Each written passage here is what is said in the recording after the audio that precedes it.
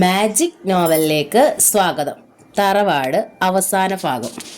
ബംഗ്ലാവിന് മുന്നിൽ ഒരു നിമിഷം എന്തോ ഓർത്തുകൊണ്ട് ഉണ്ണി നിന്നു. പിന്നെ ഗേറ്റ് തുറക്കാൻ തുടങ്ങവേ ഒരു കാറ് ഇരമ്പി പാഞ്ഞു വന്നു. ഗേറ്റിന് മുന്നിൽ കാർ നിന്നു. ഉണ്ണി ഒരു ഞെട്ടലോടെ പിന്തിരിയവേ കാറിനുള്ളിൽ നിന്നും തമിഴിൽ ആരോ ചോദിച്ചു, ഇത് താനാ ചാണ്ടിക്കുഞ്ഞു വീട്? അതെ എന്ന് തലയിളക്കി.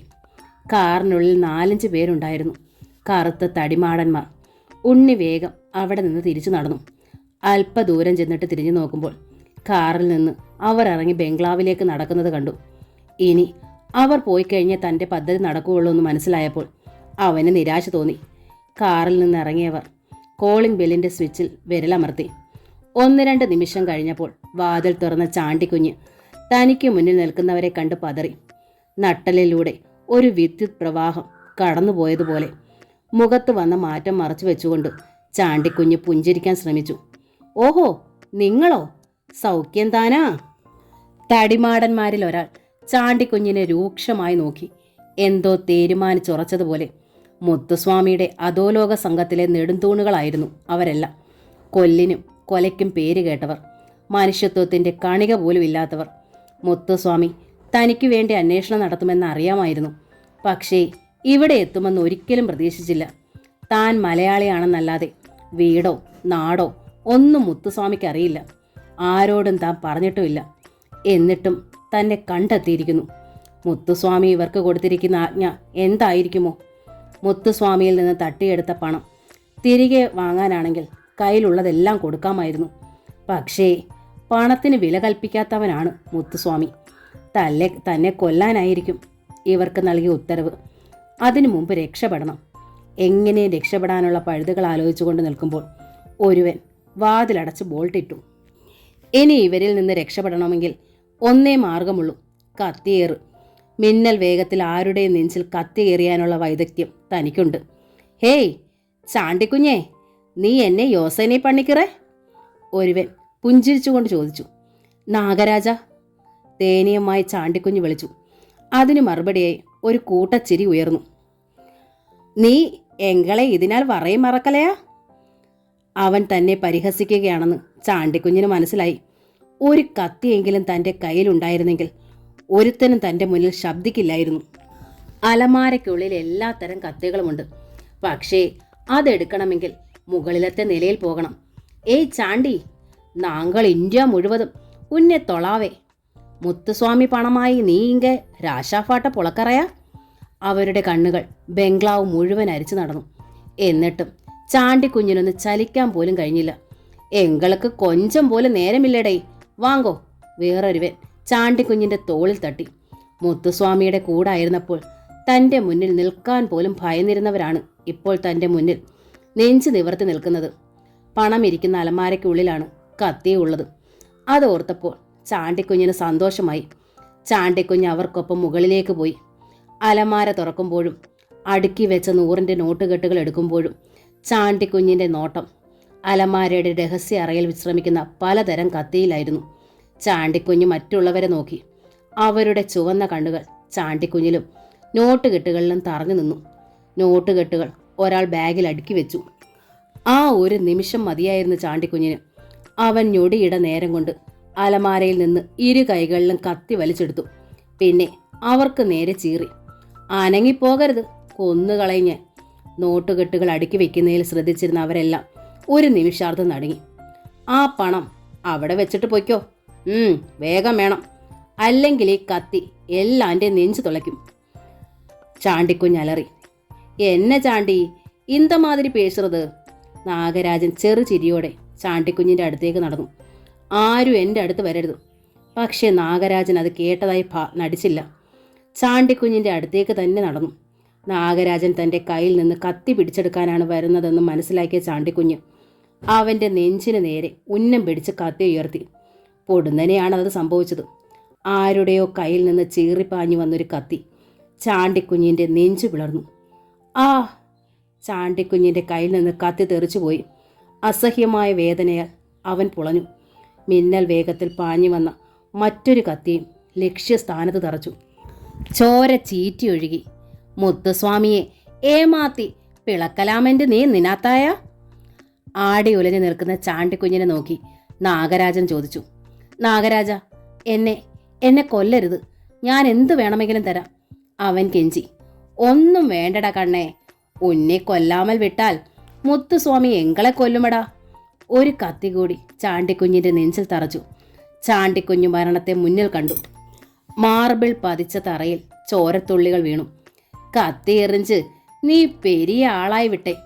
ഇപ്പൊ പാർത്തായ ഉന്നെ പെരിയ ആള് ഇന്ത പളനിയാണ്. നാഗരാജൻ ക്രൂരമായി ചിരിച്ചു. നെഞ്ച് പൊത്തിപ്പിടിച്ച് വേച്ച് പോകുന്ന ചാണ്ടിക്കുഞ്ഞിന്റെ അടുത്ത് പളനി നിന്നു. ഹേയ്, എപ്പടി ചാണ്ടി, ഉന്നെ ഞാൻ ബലശാലിയല്ലേ?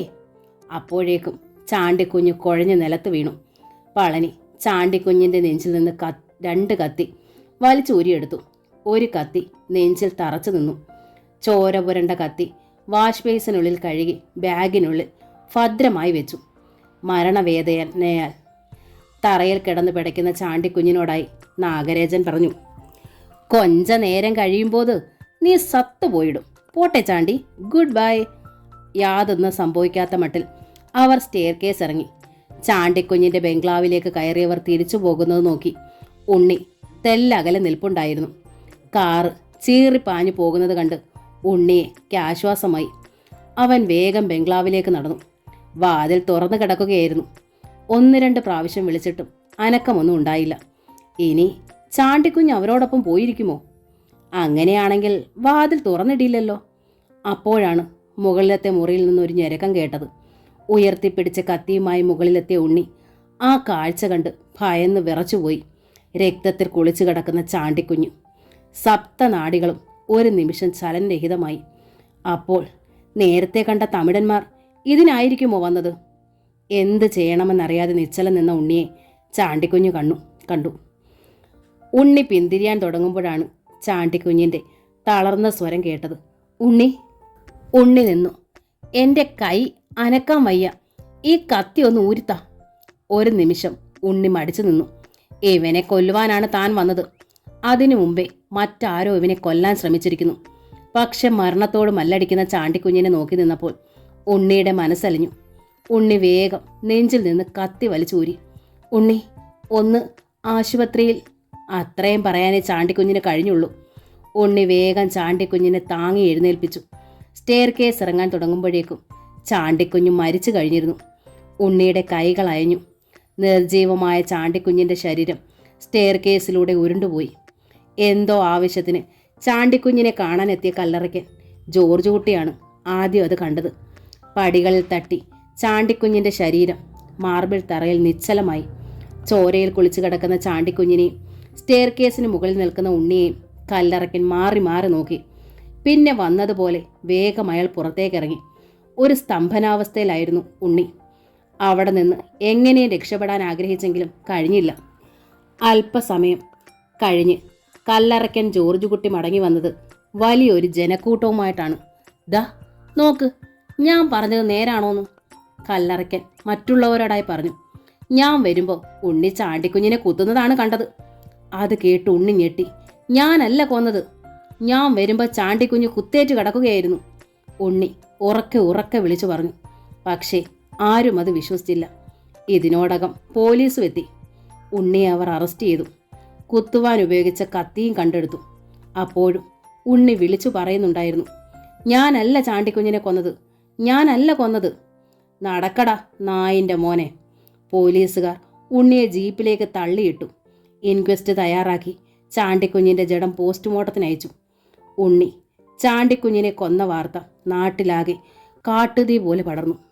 വിവാഹത്തിൻ്റെ എല്ലാ ഒരുക്കങ്ങളും നടത്തിക്കഴിഞ്ഞ അമ്പാടി ആ വാർത്ത കേട്ട് നടുങ്ങി. രേവതി അമ്മ ആർത്തരച്ച് നാലമുറയിട്ടു. എൻ്റെ മോൻ അങ്ങനെ ചെയ്യൂല, അവനെ ആരോ ചതിച്ചതാണേ. ഗോവിന്ദമേനോന് താങ്ങാവുന്നതിലും അധികമായിരുന്നു. തൻ്റെ മകൻ കൊലപാതകയായിരിക്കുന്നു. കരയാൻ പോലും ആകാതെ ആ വൃദ്ധൻ തളർന്നു കിടന്നു.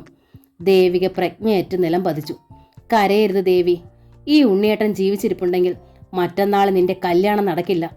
അറവുശാലയിലേക്ക് നിന്നെ ഞാൻ അയക്കില്ല. ഉണ്ണിയേട്ടൻ പറഞ്ഞതിൻ്റെ പൊരുൾ ഇതായിരുന്നു.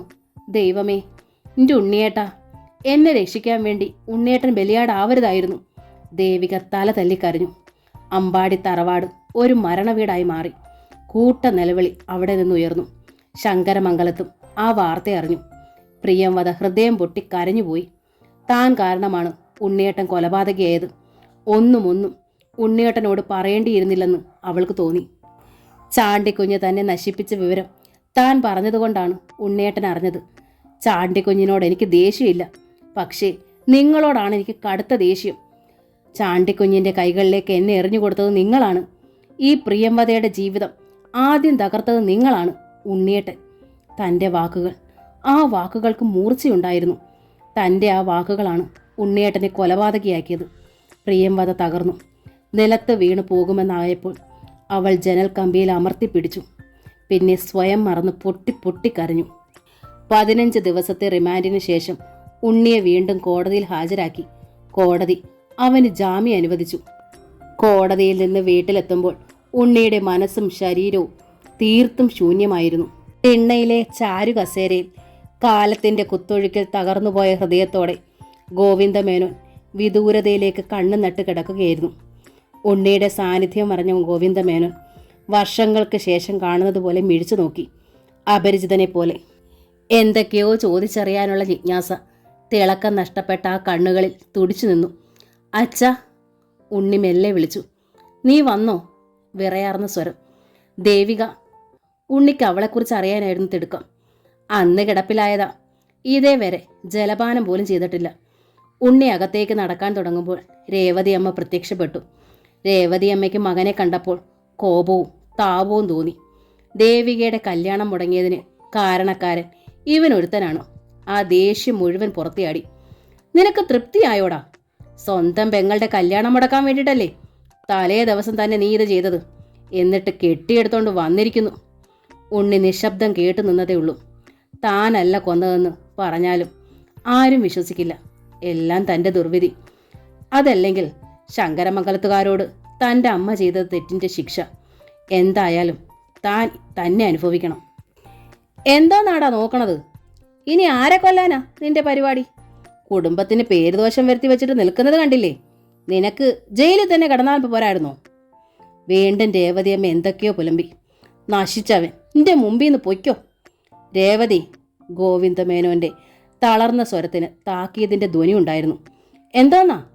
രേവതിയമ്മ ഭർത്താവിന്റെ നേരെ തിരിഞ്ഞു. ശങ്കരമംഗലം തകർന്നത് കണ്ടില്ലേ? ഇപ്പോ അവിടെ നേരെ നോക്കിയാ കഞ്ഞി വെക്കണത്. എല്ലാം കേസിന് വേണ്ടി നശിപ്പിച്ചതാ. നിങ്ങളുടെ പുന്നാര മോൻ കാരണം ഇവിടെ മുടിക്കണോ? ഇനി ഒരു ചില്ലി പൈസ പോലും കേസിനും പൊക്കാറിനും വേണ്ടി ഞാൻ തരില്ല.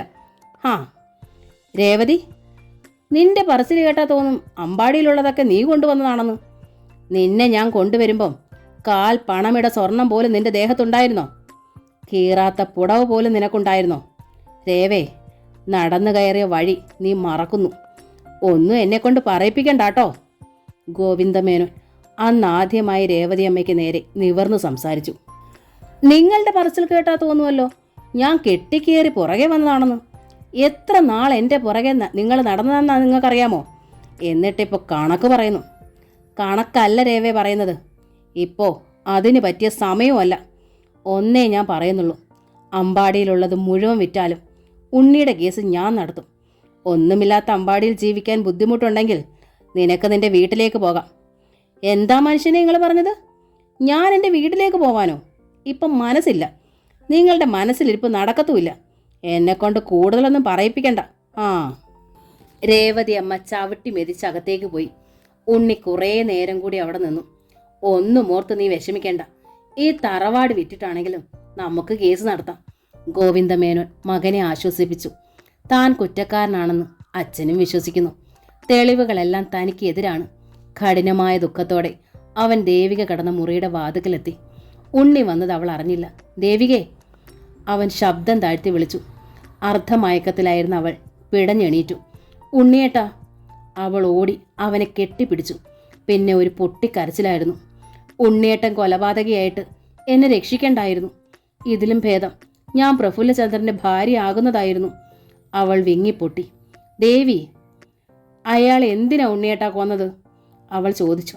ഈശ്വര, ഇവളും താൻ തന്നെയാണ് കൊലയാളിയെന്ന് വിശ്വസിക്കുന്നു. എങ്ങനെയാണ് തൻ്റെ നിരപരാധിത്വം വെളിപ്പെടുത്തേണ്ടെന്നറിയാതെ ഉണ്ണി വിഷമിച്ചു. ചെയ്യാത്ത കുറ്റം തൻ്റെ തലയിലായിരിക്കുന്നു. എല്ലാ ദുഃഖവും ഉള്ളിലൊതുക്കാനേ അവന് കഴിഞ്ഞുള്ളൂ. നാട്ടുകാരുടെയും വീട്ടുകാരുടെയും മുന്നിൽ താൻ കൊലപാതകയായിരിക്കുന്നു. എങ്കിലും തൻ്റെ സഹോദരിയുടെ വിവാഹം നടന്നില്ലല്ലോ എന്നോർത്തപ്പോൾ അവന് സന്തോഷം തോന്നി. അവളുടെ ജീവിതമെങ്കിലും തകരാതിരിക്കട്ടെ. അന്ന് കിടന്നിട്ട് അവന് ഉറക്കം വന്നില്ല. പിറ്റേ ദിവസം രാവിലെ അവൻ ശങ്കരമംഗലത്തേക്ക് പോയി. ഉണ്ണിയെ കണ്ടപ്പോൾ പ്രിയംവതിക്ക് സങ്കടം സഹിക്കാൻ കഴിഞ്ഞില്ല. അവൾ വിതുമ്പി, എന്തിനാ ഉണ്ണിയേട്ടാ എനിക്ക് വേണ്ടി ഉണ്ണിയേട്ടൻ ഇത് ചെയ്തത്? ഞാൻ ഉണ്ണിയേട്ടൻ്റെ ആരും അല്ലല്ലോ, ആരും. അവളുടെ കണ്ണുകളിൽ നിന്ന് നീർച്ചാലുകൾ ഒഴുകിയിറങ്ങി. ഉണ്ണിയേട്ടൻ ഒരു കുടുംബം ഉണ്ടെന്നെങ്കിലും ഓർക്കണമായിരുന്നു. എനിക്കോ സ്വപ്നങ്ങളും മോഹങ്ങളും ഒന്നുമില്ലാത്തവളാണ് ഞാൻ. ആശിക്കാനും ആഗ്രഹിക്കാനും ഒന്നുമില്ലാത്തവൾ. പ്രിയംവദേ, ഉണ്ണി തീരെ ശബ്ദം താഴ്ത്തി വിളിച്ചു. നീയും വിശ്വസിക്കുന്നു ചാണ്ടിക്കുഞ്ഞിനെ കൊന്നത് ഞാനാണെന്ന്? നീ മാത്രമല്ല, ലോകം മുഴുവൻ അതേ വിശ്വസിക്കൂ. സത്യം എന്നിൽ തന്നെ അസ്തമിക്കട്ടെ. പ്രിയംവദേ, ഒന്നേ എനിക്ക് പറയാനുള്ളൂ. അന്ന് ചാണ്ടിക്കുഞ്ഞിൻ്റെ ബംഗ്ലാവിൽ നടന്നത് വെറും ഒരു പാഴ്ക്കിനാവാണെന്ന് കരുതണം. നീ മൂലം ആരും അറിയാൻ ഇത് ഇടവരുത്തരുത്. ഒരു നിരപരാധി കൂടി ശിക്ഷിക്കപ്പെടുമെന്നറിയാം. തെളിവുകൾ മാത്രം തേടുന്ന കോടതിക്ക് എന്നെ ശിക്ഷിക്കാൻ ഏറെ തെളിവുകളുണ്ട്. ശിക്ഷ ഏറ്റുവാങ്ങുന്നതിൽ എനിക്ക് ദുഃഖമില്ല. ഉണ്ണി ഒന്ന് നിർത്തി. വാക്കുകൾ പതറുകയാണ്. വീണ്ടും ശബ്ദിക്കുവാൻ ഏറെ പണിപ്പെടേണ്ടി വന്നു. പ്രിയംവദേ, നിന്റെ ഈ ദുഃഖത്തിന് കാരണം ഞാനാണ്. നീ പറഞ്ഞതുപോലെ ചാണ്ടിക്കുഞ്ഞിൻ്റെ കൈകളിലേക്ക് നിന്നെ എറിഞ്ഞു കൊടുത്തത് ഞാനാണ്. നിന്റെ ജീവിതം ആദ്യം തകർത്തത് ഞാനാണ്. പറയുന്നത് തെറ്റാണെന്നറിയാം. എങ്കിലും ഞാൻ പറഞ്ഞോട്ടെ. ശിക്ഷ കഴിഞ്ഞ് തിരിച്ചു വരുന്നത് വരെ എനിക്ക് വേണ്ടി കാത്തിരിക്കുമോ? വേണ്ടുണ്ണിയേട്ടാ, ഭാര്യയാകാനുള്ള യോഗ്യത എനിക്ക് എന്നേ നഷ്ടപ്പെട്ടു. ഇനി ഒരാശ മാത്രമേ ഉള്ളൂ. എൻ്റെ ഏട്ടന്മാരുടെ ചെല്ലപ്പിള്ളയായി കുറേ നാൾ കൂടി ജീവിക്കണം. അത്ര മാത്രമേ ഈ കൊച്ചു മനസ്സിലുള്ളൂ.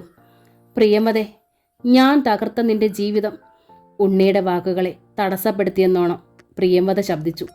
എൻ്റെ ജീവിതമോ ഇങ്ങനെയായി. ഞാൻ കാരണം ഇനി മറ്റൊരു ജീവിതം കൂടി തകരുന്നത് കാണാൻ എനിക്കാവില്ല. ഉണ്ണിയേട്ടൻ വനജയെ തിരിച്ചു കൊണ്ടുവരണം. എന്നെ ഒന്നിനും നിർബന്ധിക്കരുതേ. അതൊരു യാചനയായിരുന്നു. പ്രിയംവദേ, ഞാൻ പറയുന്നത് വേണ്ടുണ്ണിയേട്ടാ. ഒരിക്കൽ ഞാൻ എല്ലാം ആശിച്ചതാണ്. ഒന്നും എനിക്ക് കിട്ടിയില്ല. ഇനി മരണം വരെ ഞാനൊന്നും ആശിക്കില്ല. ഉണ്ണിയേട്ടൻ പൊയ്ക്കോളൂ. പൊടുന്നനെ അവൾ തിരിഞ്ഞു നടന്നു. പിന്നെ കിടക്കയിൽ വീണ് തേങ്ങി. രേവതി അമ്മയ്ക്ക് വീട്ടിലിരുന്നിട്ട് ഇരിപ്പുറയ്ക്കുന്നില്ല. മകളുടെ വിവാഹം മുടങ്ങിയതിൽ ഏറ്റവും കൂടുതൽ ദുഃഖവും അവർക്കാണ്. ജയിലിൽ നിന്ന് ജയൻ വരുന്നതിന് മുമ്പ് ദേവികയുടെ വിവാഹം നടത്തണമെന്ന് നിർബന്ധമുണ്ടായിരുന്നു. പക്ഷേ എല്ലാ കണക്കുകൂട്ടലുകളും തെറ്റിയിരിക്കുന്നു. ഒരു കൊലപാതകയുടെ പെങ്ങളെ കല്യാണം കഴിക്കാൻ ഞാനത്ര വിലയില്ലാത്തവനല്ല. പ്രഫുല്ലചന്ദ്രൻ്റെ വാക്കുകൾ. രേവതി അമ്മ വേഷം മാറി വേഗം പുറത്തേക്കിറങ്ങി. എങ്ങോട്ടാ രേവേ? ഗോവിന്ദമേനോൻ ചോദിച്ചു. ശകുനം മുടക്കാൻ വാതുക്കെ തന്നെ കിടക്കില്ലേ നാശം. രേവതി അമ്മ പിറുപിറുത്തുകൊണ്ട് തിരിഞ്ഞു നോക്കാതെ നടന്നു. നേരെ ചെന്നത് ചെമ്പകശ്ശേരിയിലായിരുന്നു. ശ്രീധരക്കുറുപ്പ് വീട്ടിൽ തന്നെ ഉണ്ടായിരുന്നു. രേവതി അമ്മയെ കണ്ടപ്പോഴേ കുറുപ്പ് പറഞ്ഞു തുടങ്ങി. അമ്പാടിയിലേക്കൊന്ന് വരണമെന്ന് എന്നും വിചാരിക്കും. എന്തു ചെയ്യാനാ രേവതി അമ്മേ, നേരം കിട്ടണ്ടേ? ആ, ഉണ്ണി ജാമ്യത്തിലിറങ്ങിയെന്നറിഞ്ഞു. ആകെ അവൻ നാണക്കേടാക്കിയില്ലേ. പഠിക്കൽ കൊണ്ടല്ലേ അവൻ കാലമടച്ചത്. ഓ ഓ പ്രഫുല്ലചന്ദ്രനാണെങ്കിൽ ജോലി പോലും കളയാൻ തുടങ്ങിയതാ. അതെന്തിനാ ജോലി കളയണേ? പിന്നെ എന്ത് ചെയ്യും രേവതിയമ്മേ? ജോലി സ്ഥലത്ത് മുഴുവൻ അവൻ കല്യാണം ക്ഷണിച്ചതല്ലേ. അവൻ ഭാര്യയുമായി ചെല്ലുമ്പോൾ ഗംഭീര പാർട്ടി വരെ റെഡിയാക്കിയതാ. അവന് വിഷമം തോന്നാതിരിക്കുമോ? രേവതിയമ്മ പറ. അതിനെന്താ കുറുപ്പേട്ടാ, ഇനിയും നമുക്ക് നടത്താമല്ലോ. പെണ്ണും ചെറുക്കനും നമ്മുടെ അടുത്ത് തന്നെ ഉണ്ടല്ലോ. ഞാനത് പറയാനാ വന്നത്. എത്രയും പെട്ടെന്ന് നമുക്ക് കല്യാണം നടത്തണം. രേവതിയമ്മ എന്തോ അറിഞ്ഞോണ്ടാ ഈ പറയുന്നത്? പ്രഫുല്ലചന്ദ്രന് ഒരു നിലയും വിലയില്ലേ? സർക്കാർ ശമ്പളം വാങ്ങുന്നവനല്ലേ? ഒരു കൊലപാതകിയുടെ പെങ്ങളാണ് അവൻ്റെ ഭാര്യയെന്ന് ആരോടെങ്കിലും പറയാൻ പറ്റുമോ? കുറുപ്പേട്ടൻ വിചാരിച്ചാൽ എല്ലാം നടക്കും. കുറുപ്പേട്ടൻ ഞങ്ങളെ രക്ഷിക്കണം. ദേവികയാണെങ്കിൽ ഊണും ഉറക്കവും ഇല്ലാതെ കിടപ്പോട് കിടപ്പ. അവൾ വല്ല അവിവേകവും കാണിക്കുമെന്നാ എൻ്റെ പേടി. കുറുപ്പേട്ടൻ മനസ്സ് വെച്ചാൽ ഞങ്ങളെ രക്ഷിക്കാൻ കഴിയും. സങ്കടത്തോടെയാണ് രേവതിയമ്മ പറഞ്ഞത്. എല്ലാം അറിഞ്ഞുകൊണ്ട് തന്നെയാണോ രേവതിയമ്മ പറയണത്? ശങ്കരമംഗലത്തെ പെണ്ണ് ഉണ്ണിക്ക് വേണ്ടി കാത്തിരുന്നതല്ലേ. ഉണ്ണിക്ക് അവളെ ഇഷ്ടമല്ലായിരുന്നോ? എന്നിട്ടെന്തേ രേവതിയമ്മ സമ്മതിക്കാതിരുന്നു? ദേവസിയെ കൊന്നവരുടെ പെങ്ങളായതുകൊണ്ട് അല്ലേ? കൊലപാതകിയുടെ പെങ്ങളെ മരുമകളായി അംഗീകരിക്കാൻ അഭിമാനബോധം സമ്മതിച്ചില്ല അല്ലേ? അതുപോലെ എനിക്കുമില്ലേ അഭിമാനം. ഒരു കൊലപാതകിയുടെ പെങ്ങളെ മരുമകളായി അംഗീകരിക്കാൻ എനിക്കും പ്രയാസമുണ്ട്. കുറുപ്പേട്ടാ, ദയനീയമായി രേവതി അമ്മ കുറുപ്പിനെ നോക്കി. നമുക്കിനി ഈ കാര്യത്തെക്കുറിച്ച് സംസാരിക്കണ്ട. പ്രഫുല്ലചന്ദ്രന് വേറൊരു പെണ്ണിനെ ഞാൻ കണ്ടു. അവനും ഇഷ്ടപ്പെട്ടു. അടുത്ത മാസം കല്യാണം നടക്കും. എന്നാലും കുറുപ്പേട്ടാ, എന്നോട് ഈ കൊലച്ചതി വേണ്ടായിരുന്നു. രേവതി അമ്മയ്ക്ക് ദേഷ്യവും സങ്കടവും ഒക്കെ തോന്നി. ശങ്കരമംഗലത്തുകാരോട് രേവതി അമ്മ ചെയ്തത് കൊലച്ചതിയല്ലായിരുന്നോ? രേവതി അമ്മ ഒരു കാര്യം ചെയ്യ്. ജയൻ്റെയൊക്കെ ശിക്ഷ തീരാറാവുകയാണ്. ഇനി അവന് തന്നെ പെണ്ണിനെ കൊടുക്ക്. ഈനാമ്പേച്ചിക്ക് മരപ്പട്ടിയാ കൂട്ട്. അത്രയും പറഞ്ഞിട്ട് കുറുപ്പ് ധൃതിയിൽ നടന്നു നീങ്ങി. രേവതി അമ്മ കരച്ചിലിൻ്റെ വക്കോളം എത്തിയിരുന്നു. ശങ്കരമംഗലത്തുകാരോട് താൻ ചെയ്തതൊക്കെ തിരിച്ച് തൻ്റെ നേരെ പായുകയാണ്. തൻ്റെ മകൻ ഒരുത്തനാണ് എല്ലാം തകിടം മറിച്ചത്. ഉണ്ണി തന്നോട് പ്രതികാരം ചെയ്യുകയായിരുന്നു. അവൻ്റെ ഇഷ്ടം സാധിച്ചു കൊടുക്കാത്തതിൻ്റെ പ്രതികാരം. അല്ലെങ്കിൽ കല്യാണത്തിൻ്റെ തലേ ദിവസം ഇത് ചെയ്യുമോ? ഒരു ഭ്രാന്തിയെ പോലെയാണ് രേവതിയമ്മ അമ്പാടിയിലെത്തിയത്. കുറുപ്പിൻ്റെ വാക്കുകൾ ഏൽപ്പിച്ച അഭിമാനക്ഷതം അത്രയ്ക്ക് വലുതായിരുന്നു. ഉണ്ണി എവിടെയോ പുറപ്പെടാൻ തുടങ്ങുമ്പോഴായിരുന്നു രേവതിയമ്മയുടെ വരവ്. ഉണ്ണിയെ കണ്ടപ്പോഴേ അവരുടെ കോപം ഇരട്ടിച്ചു. ഇനി ആരെ കൊല്ലാനാടാ ഇറങ്ങിത്തിരിക്കണത്? നശിച്ചവനെ, നീ കാരണം എൻ്റെ മോളുടെ ഭാവിയാ തൊലഞ്ഞത്. ശങ്കരമംഗലത്തെ ആ കോലെ കയറിയെ കെട്ടിച്ചു തരാത്തൻ്റെ വാശിയല്ലേടാ നീ കാണിച്ചത്. ഇതിലും ഭേദം നിനക്ക് തൂങ്ങിച്ചാകാൻ വയ്യേടാ. രേവതി അമ്മ വിറയ്ക്കുകയായിരുന്നു. അമ്മേ, ഉണ്ണിക്ക് ശ്വാസം നിലച്ചുപോയി. വേണ്ടടാ, എന്നെ നീ അങ്ങനെ വിളിക്കണ്ട. ആരുടെയൊക്കെ മുന്നിൽ ഞാൻ നാണം കെട്ടെന്നറിയാവോ? ഇപ്പം തന്നെ കുറുപ്പ് ചേട്ടൻ എന്തൊക്കെയാ പറഞ്ഞത്? രേവതി അമ്മ നെഞ്ചത്തലച്ചു. സത്യം ആരോട് പറഞ്ഞാലും വിശ്വസിക്കില്ലെന്നറിയാം. എന്നെ പ്രസവിച്ച എൻ്റെ അമ്മയ്ക്ക് പോലും ഈ മകനെ വിശ്വസിക്കാൻ കഴിയുന്നില്ലെങ്കിൽ പിന്നെ ആരാണ് എന്നെ വിശ്വസിക്കുന്നത്? ഒന്നു മാത്രം അമ്മ ഓർത്തോളൂ, ആർക്കും ഞാനൊരു ഭാരമാവില്ല. എൻ്റെ പേരിൽ ഈ തറവാട്ടിൽ നിന്നൊരു പൈസ പോലും നഷ്ടപ്പെടുകയുമില്ല. നിറഞ്ഞു വന്ന മിഴികൾ തുടച്ചുകൊണ്ട് ഉണ്ണി പുറത്തേക്കിറങ്ങി. എവിടെയൊക്കെയോ ചുറ്റി അലഞ്ഞ് മടങ്ങി വരുമ്പോഴാണ് അന്നത്തെ പോസ്റ്റിൽ വന്ന കത്തുകൾ കണ്ടത്. അതിൽ ഒരു വക്കീൽ നോട്ടീസായിരുന്നു. കൊലപാതകയായ ഭർത്താവിൽ നിന്നും വിവാഹമോചനം ആവശ്യപ്പെട്ടുകൊണ്ട് വനജ അയച്ച വക്കീൽ നോട്ടീസ്. അത് വായിച്ചിട്ട് പ്രത്യേകിച്ചൊരു വികാരവും തോന്നിയില്ല. എല്ലാവരും വെറുത്താലും എല്ലാവരും തള്ളിപ്പറഞ്ഞാലും അവസാന നിമിഷം ഒരാളെങ്കിലും ഒരു സാന്ത്വന കാറ്റുപോലെ തന്നോടൊപ്പം ഉണ്ടാകുമെന്ന് കരുതി. പ്രിയംവദ വെറുതെയെങ്കിലും ആശിച്ചുപോയി. ആ ആശയും അസ്തമിച്ചിരിക്കുന്നു. ഇനി അന്ന് മുഴുവൻ ഉണ്ണി ഏറെ ചിന്താകുലനായിരുന്നു. മുറിയിൽ തന്നെ ഒതുങ്ങിക്കൂടി. ദേവികയുടെ നിർബന്ധം മൂലമാണ് ഉച്ചയ്ക്ക് ഉണ്ണാൻ ചെന്നത്. വിശപ്പ് തോന്നിയില്ലെങ്കിലും ദേവികയെ വിഷമിപ്പിക്കേണ്ടെന്ന് കരുതി. ഓരോ തുള്ളി കണ്ണീരും ചോറിൽ വീണുകൊണ്ടിരുന്നു. ഒടുവിൽ നിയന്ത്രണം വിട്ട് പൊട്ടിക്കരഞ്ഞു പോകുമെന്ന് തോന്നിയപ്പോൾ എഴുന്നേറ്റ് കൈ കഴുകി. ദേവികയും മൂകമായി കരഞ്ഞു. ഉണ്ണിയേട്ടൻ്റെ ഇന്നത്തെ അവസ്ഥയെ ഓർത്ത് നെഞ്ചു പൊട്ടിക്കരയാനേ അവൾക്കും കഴിഞ്ഞുള്ളൂ. പിറ്റേ ദിവസം സൂര്യൻ ഉദിച്ചത് മറ്റൊരു വാർത്തയുമായിട്ടായിരുന്നു. ഉണ്ണി ആത്മഹത്യ ചെയ്തിരിക്കുന്നു. ഉണ്ണിയുടെ മുറിയിലേക്ക് രാവിലെ കാപ്പിയുമായി ചെന്നത് ദേവികയായിരുന്നു. മുറിക്കുള്ളിൽ നെല്ലിനടിക്കുന്ന കീടനാശിനിയുടെ ഗന്ധം അവൾക്ക് അനുഭവപ്പെട്ടു. ചാരിയിട്ടിരിക്കുന്ന വാതിൽ തുറന്ന് അകത്ത് കടന്ന് അവൾ നടുങ്ങി തെറിച്ചു. തറയിൽ കിടക്കുന്ന ഉണ്ണിയേട്ടൻ വായിൽ നിന്ന് നുരയും പതയും ഒലിച്ചിറങ്ങുന്നുണ്ടായിരുന്നു. കണ്ണുകൾ തുറച്ചു നിന്നിരുന്നു. തൊട്ടടുത്ത് കീടനാശിനിയുടെ ഒഴിഞ്ഞ കുപ്പി. ദേവിക ഒന്നേ നോക്കിയുള്ളൂ. ഉണ്ണിയേട്ടാ! ഭീതിജന്യമായൊരലർച്ച. അലർച്ച കേട്ട് രേവതിയമ്മ ഓടി വന്നു. പിന്നാലെ ഗോവിന്ദമേനോനും. എന്താടി അലറണത്? രേവതിയമ്മ ചോദിച്ചു. അമ്മേ, ഉണ്ണിയേട്ടൻ. ആ കാഴ്ച കണ്ട് രേവതിയമ്മ വായ് പിളർന്ന പടി നിന്നുപോയി. ഗോവിന്ദമേനോൻ ബോധമറ്റ് നിലം പതിച്ചു. നിമിഷങ്ങൾക്കകം അമ്പാടിയും പരിസരവും ജനങ്ങളെ കൊണ്ട് നിറഞ്ഞു. ദേവിക ഉണ്ണിയുടെ നിർജീവമായ ദേഹത്ത് വീണ് പൊട്ടിക്കരഞ്ഞു. എൻ്റെ ഉണ്ണിയേട്ടാ, എന്നെ തനിച്ചാക്കിയിട്ട് പോവുകയാണോ? അവളുടെ ദുഃഖം ഹൃദയഭേദകമായിരുന്നു. എൻ്റെ മോനെ, അമ്മച്ചി സ്നേഹക്കുറവ് കൊണ്ടല്ലല്ലോടാ വല്ലതും പറഞ്ഞത്. എന്തിനാടാ നീ ഇത് ചെയ്തത്? രേവതിയമ്മ നിലത്ത് വീണുരുണ്ടു. ആരൊക്കെയോ ഗോവിന്ദമേനോൻ്റെ മുഖത്ത് വെള്ളം തളിച്ചു. അല്പം കഴിഞ്ഞപ്പോൾ ഗോവിന്ദമേനോൻ കണ്ണു തുറന്നു. പക്ഷേ ഒരക്ഷരം ഉരിയാടിയില്ല. ആ കുഴിഞ്ഞ വൃദ്ധനേത്രങ്ങളിൽ നിന്ന് കണ്ണുനീർ പോലും വെറ്റിപ്പോയിരുന്നു. അങ്ങ് ദൂരേക്ക് യാത്രയായ മകനെ നോക്കി വെറുതെയിരുന്നു.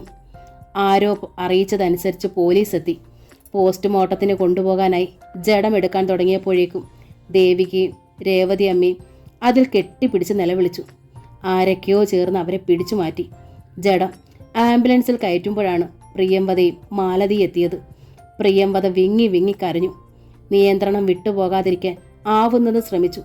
പക്ഷേ കഴിഞ്ഞില്ല. ഒരിക്കൽ തൻ്റെ എല്ലാമായിരുന്നു ഉണ്ണിയേട്ടൻ. മറ്റൊരു പെണ്ണിന് പുടവ കൊടുത്തിട്ടും തൻ്റെ ഉള്ളിൻ്റെ ഉള്ളിൽ നിന്ന് ഉണ്ണിയേട്ടൻ്റെ രൂപം മാഞ്ഞിരുന്നില്ല. ഇന്നിതാ ആ ഉണ്ണിയേട്ടൻ. മാലതിയുടെ തോളിൽ ഭാരം ചേർത്ത് വെച്ച് വിതുമ്പി. ആംബുലൻസ് വാൻ അകന്നകന്നുപോയി. പ്രിയംവദയെ കണ്ടപ്പോഴേക്കും ദേവിക ഹൃദയം പൊട്ടിക്കരഞ്ഞു. പ്രിയംവദേ, എൻ്റെ ഉണ്ണിയേട്ടൻ പോയി പ്രിയേ. എന്നോടൊരു വാക്കുപോലും പറയാതെ എൻ്റെ ഉണ്ണിയേട്ടൻ പോയി. നെഞ്ചു പൊടിയുന്നത് പോലെ തോന്നി പ്രിയംവദയ്ക്ക്. ഉച്ചയായപ്പോൾ തുന്നിക്കെട്ടിയ ഉണ്ണിയുടെ ജഡം വീട്ടുമുറ്റത്ത് കിടത്തി. വെള്ള തുണിയിൽ പൊതിഞ്ഞു കിടക്കുന്ന ഉണ്ണിയേട്ടൻ. ഒരിക്കലും ഉണരാത്ത ഉറക്കം. ദേവിക പരിസരം പോലും മറന്ന് ജഡത്തിനടുത്തേക്ക് ഓടി. ആരൊക്കെയോ ചേർന്ന് അവളെ പിടിച്ചു. എന്നെ വിടൂ, എൻ്റെ ഉണ്ണിയേട്ടനെ ഞാനൊന്ന് കാണട്ടെ. ഉണ്ണിയേട്ടനോട് ഒരുപാട് കാര്യങ്ങൾ എനിക്ക് പറയാനുണ്ട്. അവൾ കുതറി. രേവതി അമ്മ തല തല്ലിക്കരഞ്ഞു. എൻ്റെ പൊന്നു മോനെ, നീ ഞങ്ങളെ ഇട്ടേച്ച് പോകുവാണോടാ? ആദ്യത്തെ ദേഷ്യത്തിന് താൻ എന്തൊക്കെയോ പറഞ്ഞതുകൊണ്ടാണ് ഉണ്ണി ആത്മഹത്യ ചെയ്തതെന്ന ചിന്ത അവരെ തളർത്തി. ഗോവിന്ദമേനോൻ ഉണ്ണിയുടെ മിഴികളിലേക്ക് നോക്കിക്കൊണ്ട് വെറുതെ ഇരുന്നു. അന്ധനും ബധിരനും മൂകനുമായൊരു മനുഷ്യനെ പോലെ. പക്ഷേ ആ ഉയർന്നു താഴ്ന്ന നെഞ്ചിനുള്ളിൽ ഒരു ദുഃഖസാഗരം അലയടിക്കുന്നുണ്ടായിരുന്നു. ആരോരും അറിയാതെ തനിക്ക് ശേഷക്രിയ ചെയ്യേണ്ട മകൻ തനിക്ക് മുമ്പേ കടന്നുപോയിരിക്കുന്നു. ഈ നിമിഷം നെഞ്ചു പൊട്ടി മരിച്ചിരുന്നെങ്കിൽ എന്ന് പോലും ആ വൃദ്ധൻ ആഗ്രഹിച്ചു. പ്രിയംവദ അവിടേക്ക് കടന്നു ചെന്നതേയില്ല. ഉണ്ണിയേട്ടൻ്റെ ആ കിടപ്പ് കാണാനുള്ള ശക്തി അവൾക്കില്ലായിരുന്നു. പ്രിയംവദേ, ആദ്യം ഞാനാണ് മരിക്കുന്നതെങ്കിൽ നീ എന്തു ചെയ്യും? പണ്ട് അർദ്ധനാരീശ്വര ക്ഷേത്രത്തിന് പിന്നിൽ വെച്ച് ഉണ്ണിയേട്ടൻ ചോദിച്ചത് കാതിൽ മുഴങ്ങുന്നു. അങ്ങനെയൊന്നും പറയല്ലേ ഉണ്ണിയേട്ടാ. താൻ ഉണ്ണിയേട്ടൻ്റെ വായ് പൊത്തി. അതുകൊണ്ടല്ല പെണ്ണേ, മരണം എല്ലാവരുടെയും കൂടെ എപ്പോഴുമുണ്ട്. ഉണ്ണിയേട്ടൻ ചിരിച്ചുകൊണ്ട് തുടർന്നു. ഞാൻ മരിച്ചാൽ എന്നെ ഓർത്ത് നീ നിന്റെ ജീവിതം പാഴാക്കരുത് കേട്ടോ. വേറെ കല്യാണം കഴിച്ച് സുഖമായി ജീവിക്കുന്നത് അങ്ങ് ദൂരെ ആകാശത്തിരുന്നുകൊണ്ട് എനിക്ക് കാണണം. ഉണ്ണിയേട്ടാ, ഇത് പറയാനാണെങ്കിൽ ഞാനിനി ഉണ്ണിയേട്ടൻ്റെ അടുത്ത് വരില്ല. താൻ പിണങ്ങി എഴുന്നേറ്റു. ഞാൻ തമാശ പറഞ്ഞതല്ലേ മോളെ. ഉണ്ണിയേട്ടൻ തന്നെ കെട്ടിപ്പിടിച്ചു. ഓർത്തപ്പോൾ പ്രിയംവദയുടെ ഇടനെഞ്ച് പൊട്ടി. ഉണ്ണിയേട്ടൻ ഇങ്ങനെ ചെയ്യുമെന്ന് അറിഞ്ഞിരുന്നെങ്കിൽ ഞാൻ ഉണ്ണിയേട്ടനോടൊപ്പം വരുമായിരുന്നു. പ്രിയംവദ ഭിത്തിയിൽ മുഖമമർത്തി തേങ്ങി. ഒരു കൊച്ചുകുട്ടിയെ പോലെ വനജയും കുടുംബവും വരുന്നത് കാത്ത് സന്ധ്യ വരെ ജഡം വച്ചുകൊണ്ടിരുന്നു. എന്നിട്ടും അവരാരും എത്തിയില്ല. വനജയെങ്കിലും വരുമെന്ന് കരുതി. പക്ഷേ താലി ചാർത്തിയ ഭർത്താവിനെ അവസാനമായി ഒരു നോക്ക് കാണാൻ അവൾ വന്നില്ല. ഒടുവിൽ വമ്പിച്ച ജനാവലിയുടെ സാന്നിധ്യത്തിൽ ഗദ്ഗതങ്ങളുടെയും പൊട്ടിക്കരച്ചിലിൻ്റെ അകമ്പടിയോടെ ഉണ്ണിയുടെ ജഡം സംസ്കരിച്ചു. ശവദാഹം കഴിഞ്ഞപ്പോൾ എല്ലാവരും പിരിഞ്ഞു. പിന്നെ അമ്പാടിയിൽ അവശേഷിച്ചത് ഏറ്റവും അടുത്ത ബന്ധുക്കൾ മാത്രമായിരുന്നു. മാലതിയും പ്രിയംവദയും കുട്ടികളും പോകാനിറങ്ങിയപ്പോൾ ദേവിക തടഞ്ഞു. മാലുവേട്ടത്തി, ഇന്ന് നിങ്ങൾ പോകരുതേ. എന്നെ തനിച്ചാക്കിയിട്ട് പോകല്ലേ. ദേവികയുടെ കരച്ചിലിന് മുമ്പിൽ അവർ നിസ്സഹായരായി. അന്ന് അവർ അവിടെ അന്തി ഉറങ്ങി. ആർക്കും ഉറങ്ങാൻ കഴിഞ്ഞില്ല. ലോകം മുഴുവൻ ഉറങ്ങുമ്പോഴും ആ വീട്ടിൽ നിന്ന് ഉറങ്ങാത്തവരുടെ നേർത്ത തേങ്ങൽ ഉയർന്നുകൊണ്ടിരുന്നു. ദേവിക പ്രിയംവദയെ കെട്ടിപ്പിടിച്ചുകൊണ്ട് കടന്നു. രണ്ടുപേരുടെ മനസ്സ് രണ്ട് ലോകത്തലയുകയായിരുന്നു. പിറ്റേ ദിവസം ഉണ്ണിയുടെ ഡയറിക്കുള്ളിൽ നിന്ന് 2 കത്തുകൾ ദേവിക കണ്ടെടുത്തു. ഒന്ന് അച്ഛനും മറ്റൊന്ന് പ്രിയംവദയ്ക്കും. ഗോവിന്ദമേനോനുള്ള കത്തിൽ തൻ്റെ നിരപരാധിത്വം ഉണ്ണി തെളിയിക്കുന്നുണ്ടായിരുന്നു. ദേവിക നിറമിഴികളോടെ ആ കത്ത് വായിച്ചു. പ്രിയപ്പെട്ട അച്ഛന്, ഇങ്ങനെ ഒരു അവിവേകം കാണിച്ചതിന് അച്ഛൻ എന്നെ കുറ്റപ്പെടുത്തരുത്. ഇത് മാത്രമേ ഒരു പോംവഴിയായി എൻ്റെ മുന്നിലുള്ളൂ. ബാലേട്ടനെയും ജയേട്ടനെയും പോലെ ചെയ്യാത്ത കുറ്റത്തിന് ക്രൂശിക്കപ്പെടുകയാണ് ഞാനല്ല അച്ഛ ചാണ്ടിക്കുഞ്ഞിനെ കൊന്നത്. സത്യം, ഞാൻ ചാണ്ടിക്കുഞ്ഞിനെ കൊല്ലാൻ ചെന്നതായിരുന്നു. എന്തിനായിരുന്നെന്ന് അച്ഛൻ ചോദിക്കരുത്. ഞാൻ പറയില്ല. ഞാൻ ചെയ്യുന്നതിന് മുമ്പേ മറ്റാരോ ആ കൃത്യം ചെയ്തു കഴിഞ്ഞിരുന്നു. ഇനി ഞാൻ ജീവിച്ചാൽ മറ്റുള്ളവർക്ക് അതൊരു ഭാരമാകുമെന്നറിയാം. അതുകൊണ്ട് ഞാൻ പോകുന്നു. ആർക്കും ഒരു ശല്യമാകാതെ ഒരപേക്ഷയുള്ളൂ. എനിക്ക് കിട്ടാത്ത ജീവിതം നമ്മുടെ ദേവികയ്ക്കെങ്കിലും കിട്ടട്ടെ. ശങ്കരമംഗലവും അമ്പാടിയും തമ്മിലുള്ള ബന്ധം അറ്റുപോകാനിരിക്കാനെങ്കിലും ദേവികയെ ജയന് കൊടുക്കണം. എൻ്റെ ഒരാഗ്രഹമാണ്. അച്ഛനത് സാധിച്ചു തരണം എന്ന് സ്വന്തം മകൻ ഉണ്ണി. കത്ത് മുഴുവൻ വായിച്ചു തീർന്നപ്പോഴേക്കും അവളുടെ കണ്ണുനീര് വീണ് കടലാസ് നനഞ്ഞു. അവൾ മുഖമുയർത്തി കരഞ്ഞുപോയി. ഗോവിന്ദമേനോൻ കത്ത് വായിച്ച് ശബ്ദമില്ലാതെ കരഞ്ഞു. പ്രിയംവദയ്ക്കുള്ള കത്ത് അവളുടെ കയ്യിലേക്ക് കൊടുക്കുമ്പോൾ ഇരുവരും നിയന്ത്രണം വിട്ട് കരഞ്ഞു. പ്രിയംവദ ആ കത്ത് ചുരുട്ടിപ്പിടിച്ചു. മാലതിയോടൊപ്പം ശങ്കരമംഗലത്ത് ചെന്നിട്ടാണ് അവൾ കത്ത് വായിച്ചത്. വടിവൊത്ത അക്ഷരങ്ങളിലൂടെ കണ്ണുകൾ എഴയവേ നെഞ്ചിടിപ്പിന് വേഗതയേറി. കണ്ണുകളിൽ അന്ധകാരം പടരുന്നത് പോലെ, ആലിപ്പഴം പൊഴിയുന്നത് പോലെ നീർമുത്തുകൾ ചിതറി. എൻ്റെ പ്രിയംവദേ, എൻ്റേതെന്ന് വിളിക്കാൻ അർഹതയില്ലെങ്കിലും അവസാനമായെന്ന് ഞാനൊന്ന് വിളിച്ചോട്ടങ്ങനെ. നിന്നോടെങ്കിലും യാത്ര ചോദിക്കണമെന്നുണ്ടായിരുന്നു, പക്ഷെ കഴിഞ്ഞില്ല. അതിനുള്ള ശക്തി ഉണ്ണിയേട്ടനില്ലായിരുന്നു. ക്ഷമിക്കൂ. ഉണ്ണിയേട്ടനൊരാഗ്രഹം മാത്രമേ ഉള്ളൂ. നീ സുഖമായി ജീവിക്കുന്നത് എനിക്ക് കാണണം. ആകാശത്തിൻ്റെ ചരിവിലിരുന്നു കൊണ്ട് എനിക്കത് കാണണം. കഴിഞ്ഞതെല്ലാം ഒരു ദുസ്വപ്നമാണെന്ന് കരുതണം. ബാലേട്ടനും ജയനും ഹരിയും ജയിലിൽ നിന്ന് വന്നു കഴിഞ്ഞാൽ നിനക്ക് വേണ്ടി നല്ലൊരു ചെറുപ്പക്കാരനെ കണ്ടെത്തും. നീ സമ്മതിക്കണം. നല്ലൊരു കുടുംബജീവിതം എൻ്റെ ഈ ചെറിയ ആഗ്രഹമെങ്കിലും പ്രിയംവദേ നീ സാധിച്ചു തരില്ലേ? ബാക്കി വായിക്കാൻ പ്രിയംവദയ്ക്ക് കഴിഞ്ഞില്ല. അവൾ നനഞ്ഞു കുതിർന്ന ആ കത്ത് നെഞ്ചോട് ചേർത്ത് വെച്ചു. പിന്നെ എല്ലാം മറന്ന് പൊട്ടിക്കരഞ്ഞു. എൻ്റെ ഉണ്ണിയേട്ടാ, ഉണ്ണിയേട്ടൻ്റെ ആഗ്രഹം സാധിച്ചു തരുവാൻ ഈ പ്രിയംവദയ്ക്ക് കഴിയില്ലല്ലോ. മനസ്സുകൊണ്ട് ഞാൻ സുമംഗലിയാണ്. ദിവസങ്ങൾ ഓടി അകലുകയാണ്. ഇന്നും ഉണ്ണിയുടെ വേർപാട് സമ്മാനിച്ച ദുഃഖത്തിൽ നിന്ന് അമ്പാടിയും ശങ്കരമംഗലവും മോചിതമായിട്ടില്ല. അമ്പാടിയിൽ പരസ്പരം മിണ്ടാട്ടം പോലും ഇല്ലാതായി. വരാന്തയിലെ ചാരുകസേരയിൽ ഗാഢമായ ആലോചനയിൽ മുഴുകി ഗോവിന്ദമേനോൻ ഒരേ ഇരിപ്പാണ്. വായാടിയായ രേവതി അമ്മ എപ്പോഴും മൗനം പാലിക്കുന്നു. തൻ്റെ നാക്കാണ് എല്ലാ നാശത്തിനും കാരണമെന്ന് അവരുടെ മനസ്സ് മന്ത്രിച്ചു. സ്വന്തം മകനെ പോലും നഷ്ടപ്പെടുത്തി. ദേവിക പുറത്തേക്ക് ഇറങ്ങിയതേയില്ല. ഉണ്ണിയേട്ടൻ്റെ ആത്മഹത്യയ്ക്ക് താനും പങ്കുവഹിച്ചിട്ടുണ്ടെന്നുള്ള ചിന്ത അവളെ തളർത്തി.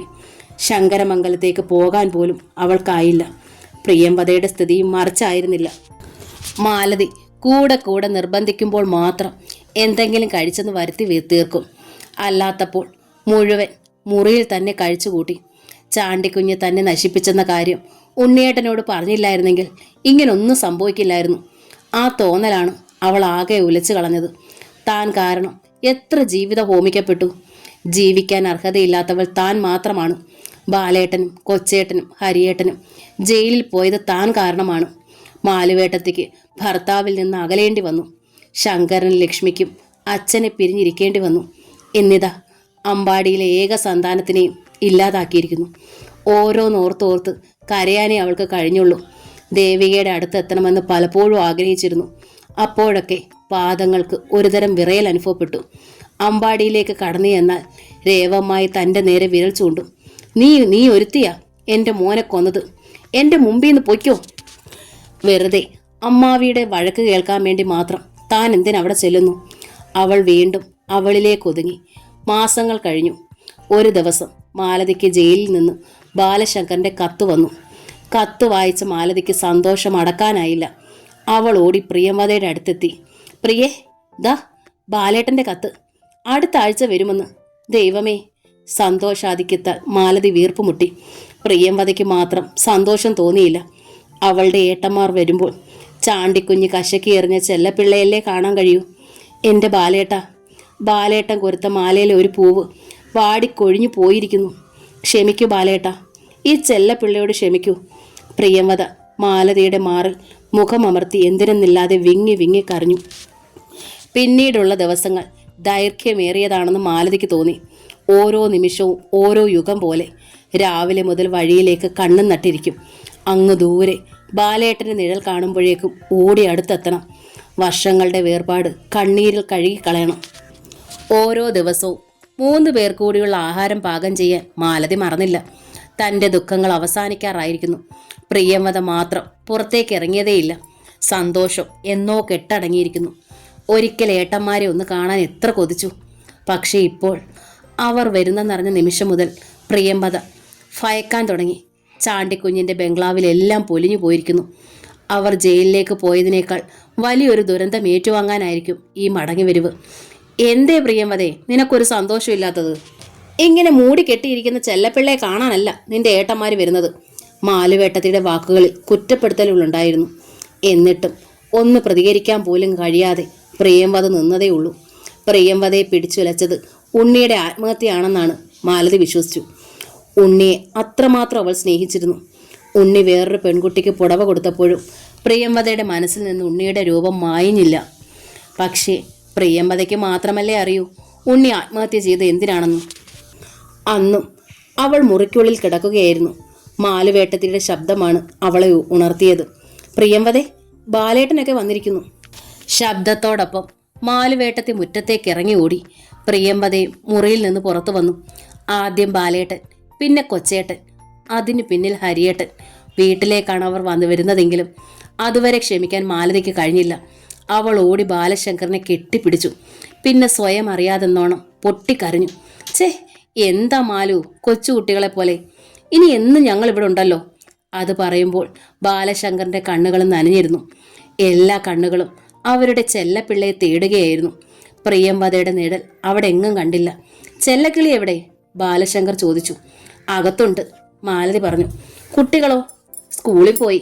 ബാലേട്ടൻ വരുമെന്ന് കരുതി 2 ദിവസം സ്കൂളിൽ പോയില്ല. അവർ അകത്തേക്ക് കയറാൻ തുടങ്ങുമ്പോൾ വാതിൽക്കൽ പ്രിയംവദ പ്രത്യക്ഷപ്പെട്ടു. തെല്ലിട നേരത്തെ നിശ്ചലതയ്ക്ക് ശേഷം ബാലശങ്കർ അവളുടെ അടുത്തെത്തി. ബാലശങ്കർ അവളെ ചേർത്ത് പിടിച്ചു. അവൾ വിങ്ങി വിങ്ങി കരഞ്ഞു. കരയാതെ ചെല്ലപ്പിള്ളേ, ഇനി നിന്നെ വിട്ട് ഞങ്ങൾ ഒരിടത്തും പോവില്ല. അവളുടെ കരച്ചിലിന് ശക്തി കൂടിയതേയുള്ളൂ. ബാലശങ്കർ അവളെയും കൂട്ടി അകത്തേക്ക് കയറി. അപ്പോഴേക്കും മാലതി അടുക്കളയിൽ ഉച്ചയൂണിനുള്ള ഒരുക്കങ്ങൾ തുടങ്ങി. 10-15 മിനിറ്റിനകം മാലതി ഊണിനെല്ലാവരെയും ക്ഷണിച്ചു. ഇന്ന് ഏതായാലും ഹരി ഇവരോടൊപ്പം ഇരിക്കേ, നാളെ മുതൽ അടുക്കളയിരുന്നോളൂ, മാലതി ഹരിയോടായി പറഞ്ഞു. അത് കേട്ട് എല്ലാവരും ചിരിച്ചു. വർഷങ്ങൾ എത്രയോ കടന്നു പോയിരിക്കുന്നു.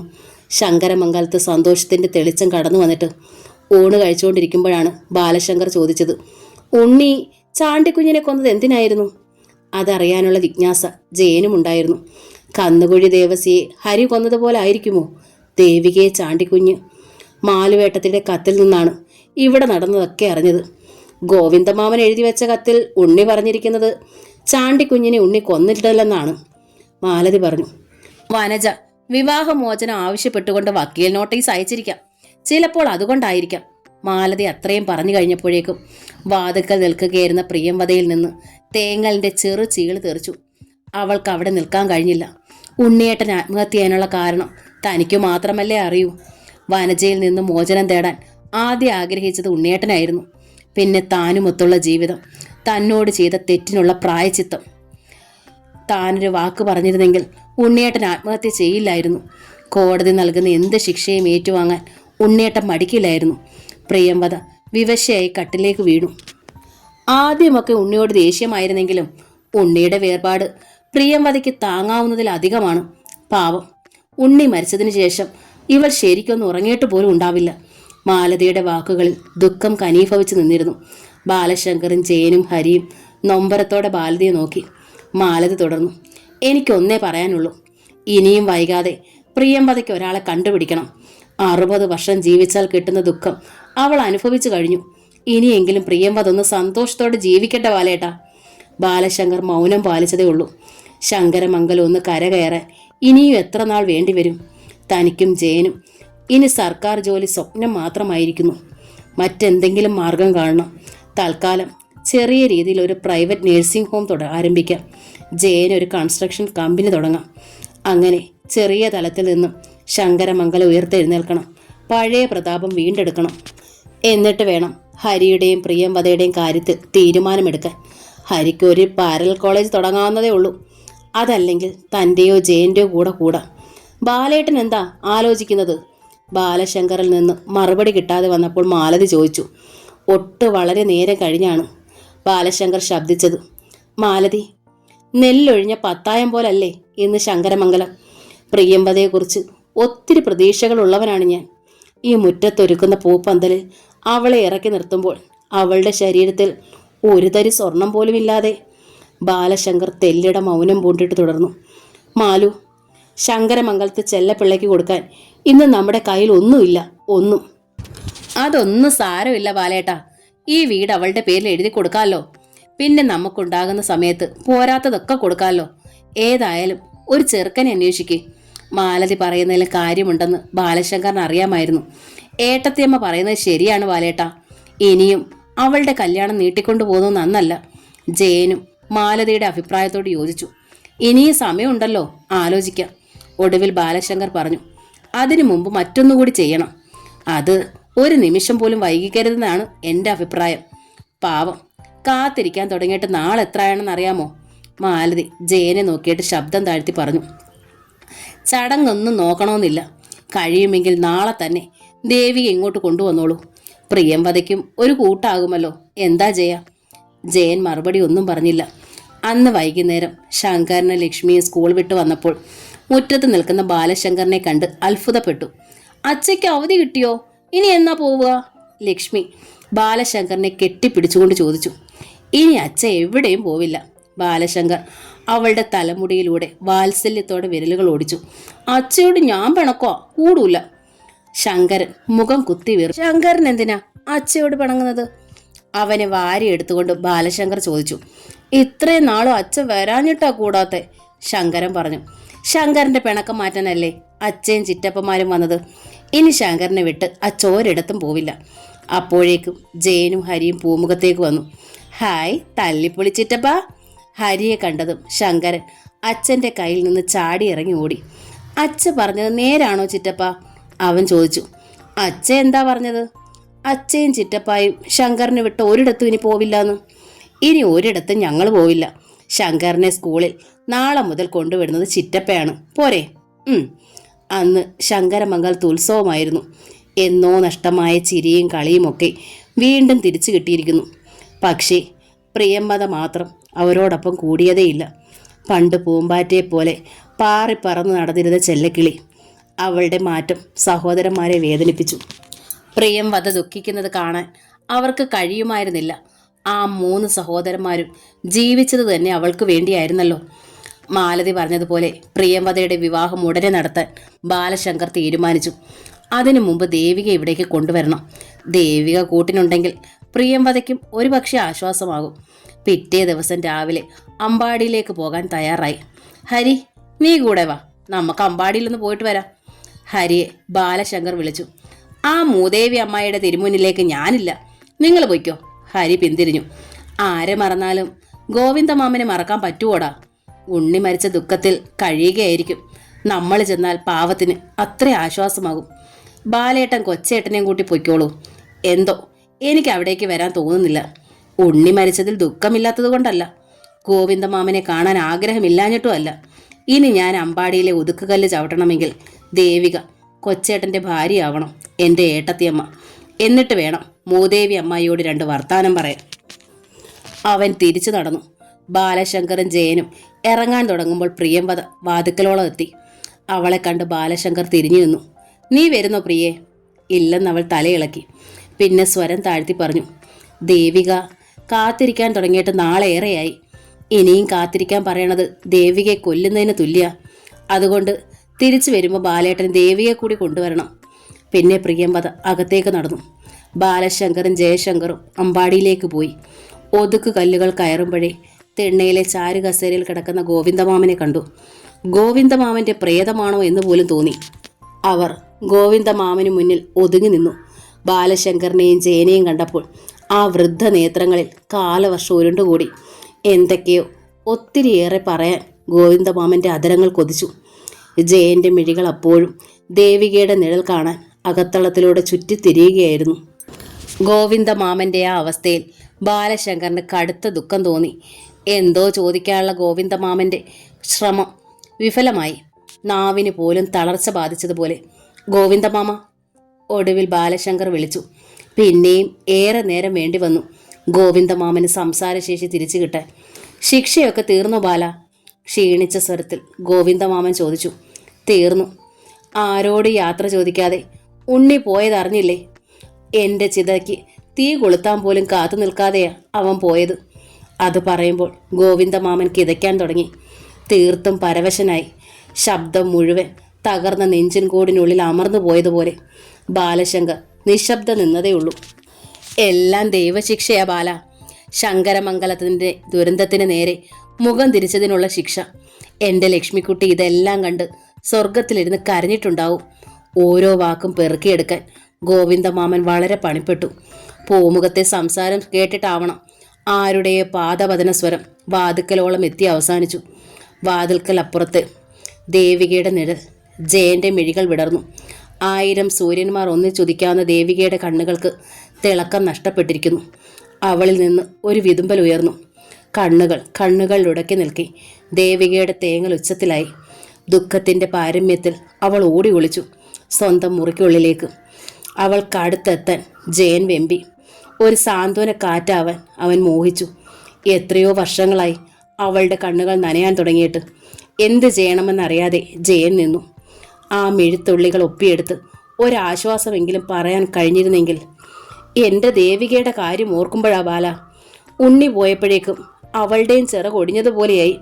ഇങ്ങനെ പോയാൽ അവളെയും കുഴി വെക്കണത് ഈ കിളവൻ കാണേണ്ടി വരും. ഗോവിന്ദമാമൻ ശബ്ദമില്ലാതെ കരഞ്ഞു. ദേവികയെ ഞങ്ങൾ കൂട്ടിക്കൊണ്ടുപോകാൻ കൂടിയാണ് വന്നത്. എന്നാണെങ്കിലും ശങ്കരമംഗലത്ത് ജീവിക്കേണ്ടവളല്ലേ, ഇനി വൈകിക്കണ്ടെന്ന് കരുതി.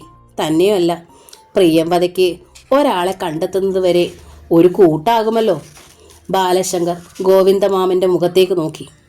ഗോവിന്ദമാമൻ്റെ നോട്ടം വിദൂരതയിലായിരുന്നു. മാമൻ എന്തു പറയുന്നു? അതോ അമ്മാവിയുടെ പക ഇനിയും തീർന്നില്ലെന്നുണ്ടോ? ബാലശങ്കർ ചോദിച്ചു. പൊടുന്നനെ പിന്നിൽ നിന്നൊരു കരച്ചിൽ ഉയർന്നു. ബാലശങ്കർ തിരിഞ്ഞു നോക്കി. രേവമ്മായി, എന്നോട് ക്ഷമിക്കടാ ബാല. ഈ അമ്മാവി ദൈവത്തെ പോലും മറന്ന് ജീവിച്ചതിന് കിട്ടിയ ശിക്ഷ ഏതല്ല. നിങ്ങളെയൊക്കെ ഞാൻ ഒത്തിരി വേദനിപ്പിച്ചിട്ടുണ്ട്. അമ്മാവിയോട് ക്ഷമിക്ക്. രേവതിയമ്മ ബാലശങ്കറിൻ്റെ ഇരു കൈകളും കൂട്ടിപ്പിടിച്ച് കെഞ്ചി. അവരുടെ സ്വരം ഇടറി. ആ കണ്ണുകളിൽ നിന്ന് പൊഴിഞ്ഞു വീണ നീർമുത്തുകൾ ബാലശങ്കറിൻ്റെ കൈകൾ നനച്ചു. ക്ഷമിക്കാനുള്ള തെറ്റുകളൊന്നും അമ്മാവി ചെയ്തിട്ടില്ല. പിന്നെന്താ? അവരെ ആശ്വസിപ്പിക്കാനായി ബാലശങ്കർ പറഞ്ഞു. എൻ്റെ ഉണ്ണി പോലും പോയത് ഞാൻ കാരണോ? ഞാൻ ഒരുത്തി. രേവതി അമ്മ വിതുമ്പി. എല്ലാം നോക്കി നിർനിമേഷനായി ഇരിക്കാനേ ഗോവിന്ദമാമന് കഴിഞ്ഞുള്ളൂ. ഞങ്ങൾ ദേവികയെ കൊണ്ടുപോവുകയാണ്, രേവതി അമ്മാവിയോടായി പറഞ്ഞിട്ട് ബാലശങ്കർ തിരിഞ്ഞ് ജയനെ നോക്കി. നീ ചെന്ന് ദേവികയെ വിളിച്ചോണ്ട് വാ. ജയൻ എല്ലാവരെയും ഒന്ന് നോക്കിയിട്ട് അകത്തേക്ക് കയറി. ജയൻ മുറിക്കുള്ളിലേക്ക് കയറുമ്പോൾ ജനാലക്കമ്പിയിൽ മുഖം ചേർത്ത് വെച്ച് നിൽക്കുകയായിരുന്നു ദേവിക. ഞെട്ടിത്തിരിഞ്ഞു. ജയനെ കണ്ടപാടെ അവൾ വിതുമ്പി. അവൻ അവൾക്കടുത്തെത്തി. ദേവികെ, ജയൻ സ്വരം താഴ്ത്തി വിളിച്ചു. അവൾ ശക്തമായൊരു തേങ്ങലോടെ അവൻ്റെ മാറിലേക്ക് കുഴഞ്ഞു വീണു. കരയാതെ ദേവികെ, ഇനിയും നിന്നെ കരയിക്കാൻ എനിക്കാവില്ല. അവൻ അവളുടെ കണ്ണുകൾ തുടച്ചു.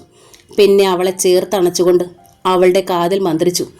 ഇനി നിന്നെ വിട്ട് ഞാൻ ഒരിടത്തും പോവില്ല. വേഗം വേഷം മാറ്. ദേവിക്ക് ഒന്നും മനസ്സിലായില്ല. അവൾ ജയൻ്റെ മുഖത്തേക്ക് സൂക്ഷിച്ചു നോക്കി.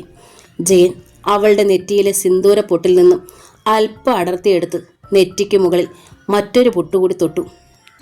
നീ സുമംഗലിയായി. ജയശങ്കറിൻ്റെ ഭാര്യ. ശങ്കരമംഗലത്തേക്ക് നിന്നെ കൊണ്ടുപോകാനാണ് ഞാനും ബാലേട്ടനും വന്നത്. ഇനി താമസിക്കേണ്ട, വേഷം മാറി വരൂ. പറഞ്ഞു തീർന്നതും ജയശങ്കർ തിരിഞ്ഞു നടന്നു കഴിഞ്ഞിരുന്നു. താൻ സുമംഗലിയായോ? ജയേട്ടൻ്റെ ഭാര്യ. അവൾക്കൊന്നും മനസ്സിലായില്ല. ജയേട്ടൻ പറഞ്ഞ വാക്കുകളുടെ അർത്ഥം തേടി മനസ്സലയുവാൻ തുടങ്ങിയപ്പോഴേക്കും രേവതിയമ്മ അവിടേക്ക് കടന്നു വന്നു. കരഞ്ഞു കലങ്ങിയ കണ്ണുകളിൽ 2 നക്ഷത്രങ്ങൾ മിന്നുന്നത് അവൾ കണ്ടു. വലിയ ഒരുക്കമൊന്നും വേണ്ട മോളെ. ശങ്കരമംഗലവും നമ്മുടെ വീട് തന്നെയല്ലേ. മുഷിഞ്ഞ വേഷമൊന്നും മാറിയാൽ മതി. അമ്മ പറഞ്ഞിട്ടും ഒരു പൊട്ടിപ്പെണ്ണിൻ്റെ പ്രകൃതത്തോടെ അവൾ നിന്നതേ ഉള്ളൂ. മോളെ, അവർ നിന്നെ കൊണ്ടുപോകാനാണ് വന്നത്. ജയൻ്റെ ശിക്ഷയെല്ലാം തീർന്നു. ചടങ്ങൊന്നും വേണ്ടാത്രേ. അല്ലെങ്കിൽ തന്നെ ഉണ്ണിയില്ലാതെ ചടങ്ങ് എന്തിനാ? നീ ജയനോടൊപ്പം ജീവിക്കുന്നത് കാണാൻ ഏറ്റവും അധികം ആശിച്ചതും അവനാണല്ലോ. അവൻ്റെ ഒരാഗ്രഹം ഈ അമ്മ നഷ്ടപ്പെടുത്തി. ഇതെങ്കിലും. രേവതി അമ്മ നെടുവീർപ്പോടെ തുടർന്നു. മോള് വേഗം ഒരുങ്ങും. അമ്മ പോയി കഴിഞ്ഞപ്പോൾ അവൾക്കെല്ലാം മനസ്സിലായി. ഈ ഒരു നിമിഷത്തിന് വേണ്ടി എത്ര നാൾ കാത്തിരുന്നു. നൊമ്പരപ്പെട്ടത് മുഴുവൻ ഇതിനു വേണ്ടിയായിരുന്നു. ഇന്ന് താൻ ജയേട്ടൻ്റെ സ്വന്തമാകുന്നു. മനസ്സിൽ 1000 പൂത്തിരി കത്തേണ്ടതാണ്. സന്തോഷത്താൽ തുള്ളിച്ചാടേണ്ടതാണ്. പക്ഷേ ഉണ്ണിയേട്ടനില്ലാത്ത ദുഃഖം. ജയേട്ടനോടൊപ്പം താൻ നടന്നു പോകുന്നത് കാണാൻ തൻ്റെ ഉണ്ണിയേട്ടനില്ല. അവളുടെ കൺപീലികൾ നനഞ്ഞു. വേഷം മാറി ചെല്ലുമ്പോൾ അവളെ കാത്തിരുന്നിട്ടെന്നോണം ബാലശങ്കർ പറഞ്ഞു. രാഹുവിന് മുമ്പ് ഇറങ്ങാം. അച്ഛൻ്റെ കാലിൽ തൊട്ട് വന്ദിക്കുമ്പോൾ നിയന്ത്രണം വിട്ടുപോകാതിരിക്കാൻ അവൾ പരമാവധി ശ്രമിച്ചു. എങ്കിലും നിശബ്ദമായി കരഞ്ഞുപോയി. അമ്മയുടെ ദേഹത്ത് ഒരു നിമിഷം പറ്റിച്ചേർന്ന് നിന്നിട്ട് ദേവിക അവർക്ക് പിന്നാലെ നടന്നു. ശങ്കരമംഗലത്തെ പടികൾ ചവിട്ടുമ്പോൾ മാലതി ഓടി വന്നു. കയ്യിൽ 3 തിരിയിട്ട നിലവിളക്കമുണ്ടായിരുന്നു. ദേവികെ, എന്നും വരണത് പോലെയല്ല. വലത് കാൽ വെച്ച് കയറണം. പ്രിയംവദ മനഃപൂർവ്വം ആ ചടങ്ങിൽ നിന്ന് വിട്ടുനിന്നു. താൻ വിധവയാണ്, സുമംഗലിയാകാത്ത വിധവ. ഇത്തരം മുഹൂർത്തങ്ങളിൽ തൻ്റെ സാന്നിധ്യം അരുത്.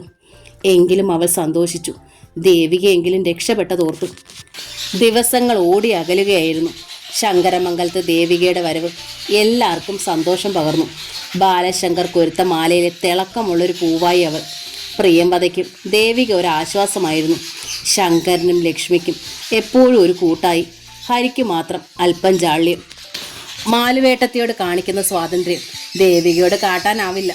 ദേവിക അടുത്തുള്ളപ്പോൾ അടുക്കളയിലിരുന്നുള്ള ഭക്ഷണം കഴിക്കൽ പോലും അവൻ ഉപേക്ഷിച്ചു. അപ്പോഴൊക്കെ മാലുവേട്ടത്തി കളിയാക്കും. ദേവിക വന്നപ്പോൾ ഹരിക്കുട്ടൻ എന്താ ഒരു നാണം? അതോ ഇപ്പോഴാണോ ആണായെന്ന് തോന്നുന്നത്? പിന്നെ തിരിഞ്ഞ് ദേവികയോടായി പറയും, ഹരി വരുമ്പോൾ നീ ഒന്ന് മാറി നിന്നേക്കണം. പാവം, അടുക്കളയിലിരുന്ന് ശാപ്പാട് കഴിച്ചില്ലെങ്കിൽ ക്ഷീണിച്ചു പോകും. വർഷങ്ങൾക്ക് ശേഷം ശങ്കരമംഗലം സ്നേഹം കൊണ്ടുള്ളൊരു കൊട്ടാരമാവുകയായിരുന്നു. അമ്പാടിയിൽ നിന്ന് രേവതി അമ്മ എല്ലാ ദിവസവും ശങ്കരമംഗലത്ത് വരും. ഇതിനോടകം ഹരിയുടെ പിണക്കമെല്ലാം തീർന്നു കഴിഞ്ഞിരുന്നു. അമ്പാടിയിലെ കൃഷി കാര്യങ്ങളിൽ ഗോവിന്ദമാമനെ പലപ്പോഴും അവനാണ് സഹായിക്കാറുള്ളത്. ഗോവിന്ദമാമനും രേവമ്മയ്ക്കും അതൊരു സഹായമായിരുന്നു. ഓരോ ദിവസവും ഉറങ്ങാൻ കിടക്കുന്നതിന് മുമ്പ് മാലതി ബാലശങ്കറിനെ ഓർമ്മപ്പെടുത്തും. പ്രിയംവദയുടെ കാര്യം വല്ലതുമായോ? ഇനിയും അമാന്തിക്കരുതേ. ദേവികയും പ്രിയംവദയും ഒരേ പ്രായക്കാരാ. അന്വേഷിക്കുന്നുണ്ട് മാലു. മെഡിക്കൽ കോളേജിൽ എൻ്റെ ബാച്ചിലുണ്ടായിരുന്ന ഒരു ഡോക്ടർ സത്യദാസ് ഉണ്ടായിരുന്നു. അയാളിപ്പോൾ കോഴിക്കോട്ടാണ്. അയാൾക്കൊരനുജനുണ്ട്. പണ്ടെന്നോട് പറഞ്ഞിട്ടുള്ളതാണ്. അന്ന് ഞാൻ അത്ര കാര്യമാക്കി എടുത്തില്ല. ഉണ്ണിയായിരുന്നു തടസ്സം. നാളെ തന്നെ കത്തയക്കാം. ദേവികയും കൂടെ ജയനോട് പറയുമായിരുന്നു, വെറുതെ ആർക്കെങ്കിലും പിടിച്ചു കൊടുക്കാൻ പറ്റുമോ ദേവി? കുറച്ച് പണവും സ്വർണവും ഒക്കെ വേണ്ടേ? ജയൻ പറഞ്ഞു, എൻ്റെ സ്വർണ്ണമെല്ലാം എടുക്കാമല്ലോ. അമ്മയോട് പറഞ്ഞാൽ കുറേ രൂപയും വാങ്ങാം. അത് വേണ്ട ദേവികെ. 1-2 ബിൽഡിങ്ങിൻ്റെ പണി ഞാൻ പറഞ്ഞു വെച്ചിട്ടുണ്ട്.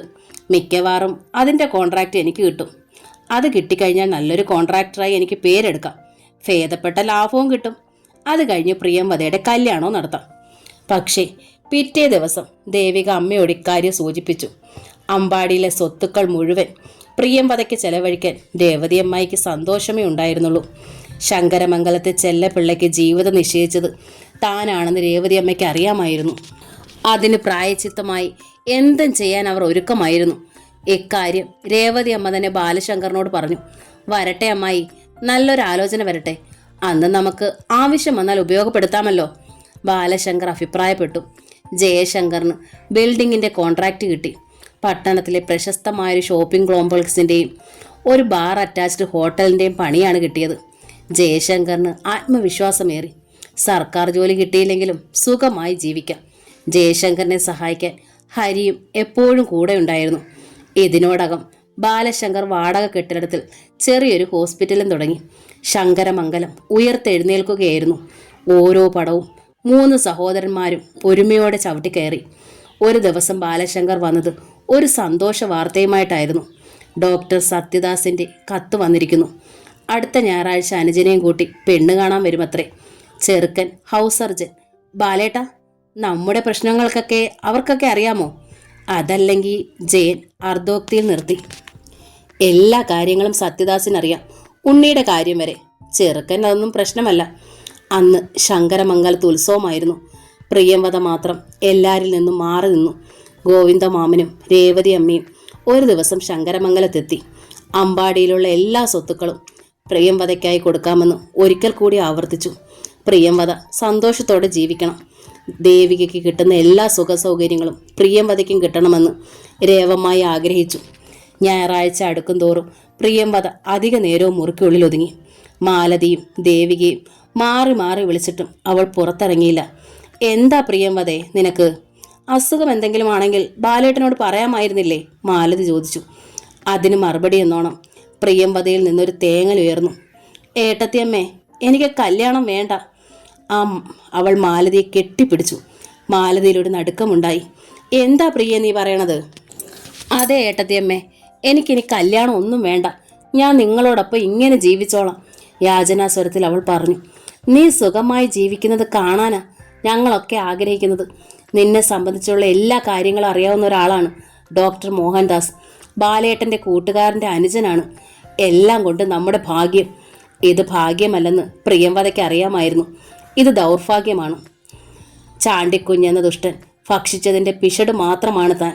മനസ്സും ശരീരവും നഷ്ടപ്പെട്ടവളാണ് പ്രിയംവദ. മനസ്സ് ഉണ്ണിയേട്ടനും ശരീരം ചാണ്ടിക്കുഞ്ഞിനും. വയ്യ, ഇനിയും മൂന്നാമതൊരാൾക്ക് സമർപ്പിക്കാൻ തൻ്റെ കൈവശം ഒന്നുമില്ല. പക്ഷേ ഇതൊക്കെ എങ്ങനെ മറ്റുള്ളവരോട് പറയും? അവൾക്ക് ഉറക്കം നഷ്ടപ്പെട്ടു. ഇനി ഒരു ദിവസം കൂടി. നാളെ ഡോക്ടർ മോഹൻദാസ് തന്നെ കാണാനെത്തും. പകൽ മുഴുവൻ അവൾ ഏറെ ഉല്ലാസവതിയായി. ശങ്കറിനോടും ലക്ഷ്മിയോടും തമാശകൾ പറഞ്ഞു. അടുക്കളയിൽ മാലുവേട്ടത്തെയും ദേവികയും സഹായിച്ചു. പ്രിയംവദയിൽ വന്ന മാറ്റം അവരെ അത്ഭുതപ്പെടുത്തി. ഉച്ച കഴിഞ്ഞപ്പോൾ അവൾ മാലുവേട്ടത്തിയോട് അനുമതി വാങ്ങി അമ്പാടിയിലേക്ക് പോയി. ഗോവിന്ദമാമനോടും രേവമ്മായിയോടും വളരെ നേരം ചിരിച്ചു കളിച്ചിരുന്നു. ലക്ഷ്മിക്കുട്ടി പുനർജനിച്ചതുപോലെ ഗോവിന്ദമാമന് തോന്നി. ഉണ്ണിയേട്ടൻ്റെ മുറിയിലേക്ക് കയറിയപ്പോൾ അവൾ അറിയാതെ വിങ്ങിപ്പൊട്ടി. എൻ്റെ ഉണ്ണിയേട്ടാ, ഉണ്ണിയേട്ടനില്ലാത്ത ലോകത്ത് ഈ പ്രിയംവദയ്ക്ക് ജീവിക്കാനാവില്ല. ഞാനും ഉണ്ണിയേട്ടനോടൊപ്പം വരികയാണ്. എനിക്ക് ഡോക്ടർ മോഹൻദാസിനെ വഞ്ചിക്കാനാവില്ല. പ്രിയംവദ അവിടെ നിന്നിറങ്ങി നെല്ലിനടിക്കുന്ന കീടനാശിനി വെച്ചിരിക്കുന്ന മുറിയിലേക്ക് പോയി. കീടനാശിനിയുമായി വീണ്ടും അവൾ ഉണ്ണിയുടെ മുറിയിലേക്ക് കയറി. പിന്നെ വാതിൽ ചീർത്തടച്ചു. ഉണ്ണിയേട്ടൻ്റെ ആത്മാവ് ഈ മുറിക്കുള്ളിലുണ്ട്. ആ ആത്മാവിന് വിലയം പ്രാപിക്കാൻ അവൾക്ക് തിടുക്കമായി. കീടനാശിനി നിറച്ച കുപ്പിയിൽ നിന്നും ഓരോ കവിളിറക്കുമ്പോഴും എന്തെന്നറിയാതെ അവൾ വിങ്ങിപ്പൊട്ടി. എൻ്റെ ബാലേട്ട, ഈ ചെല്ലപ്പിള്ളയോട് ക്ഷമിക്കൂ. ബാലേട്ടൻ പണിത സ്നേഹം കൊണ്ടുള്ള കൊട്ടാരത്തിൽ ഒത്തിരി ഒത്തിരി കാലം ജീവിക്കണമെന്ന് ഈ ചെല്ലക്കിളിക്ക് ആശയുണ്ടായിരുന്നു. പക്ഷെ ബാലേട്ടൻ കൊരുത്ത മാലയിലെ ഈ പുഷ്പം വാടിക്കൊഴിഞ്ഞുപോയി. ഞാൻ പോട്ടെ ബാലേട്ട, ഈ ചെല്ലക്കിളിക്ക് മാപ്പ് തരൂ. ഞാൻ എൻ്റെ ഉണ്ണിയേട്ടൻ്റെ അടുത്തേക്ക് പോവുകയാണ്. കൊച്ചേട്ടനും ഹരിയേട്ടനും എന്നോട് ക്ഷമിക്കണം. അവസാനമായി ഈ ചെല്ലക്കിളി എല്ലാവരോടും യാത്ര ചോദിക്കുകയാണ്. പ്രിയംവദ തളർന്നു. പിന്നെ അവൾ ഉണ്ണി കിടന്ന കട്ടിലേക്ക് കുഴഞ്ഞു വീണു. അങ്ങ് ദൂരെ നിന്ന് ഉണ്ണി മാടി വിളിക്കുന്നത് പോലെ തോന്നി. ഏറെ നേരം കഴിഞ്ഞിട്ടും പ്രിയംവദയെ കാണാതായപ്പോൾ രേവമ്മായി അന്വേഷിച്ചു. ഒടുവിൽ അടച്ചിട്ട മുറിക്ക് മുന്നിൽ രേവമ്മായി നിന്നു. മോളെ, പ്രിയംവദേ, അവർ ഉറക്കെ ഉറക്കെ വിളിച്ചു. ശബ്ദം കേട്ട് ഗോവിന്ദമാമനും അവിടെ എത്തി. ഇരുവരും ചേർന്ന് വീണ്ടും വീണ്ടും വിളിച്ചു, മോളെ, കതക് തുറക്ക്. പക്ഷേ അപ്പോഴേക്കും ശങ്കരമംഗലത്തെ ചെല്ലക്കിളി അവളുടെ ഉണ്ണിയേട്ടൻ്റെ ലോകത്തേക്ക് പറന്നു പോയി കഴിഞ്ഞിരുന്നു. തറവാട് എന്ന നോവൽ ഇവിടെ പൂർണ്ണമാവുകയാണ്. ഈ നോവൽ നിങ്ങൾക്ക് ഇഷ്ടമായി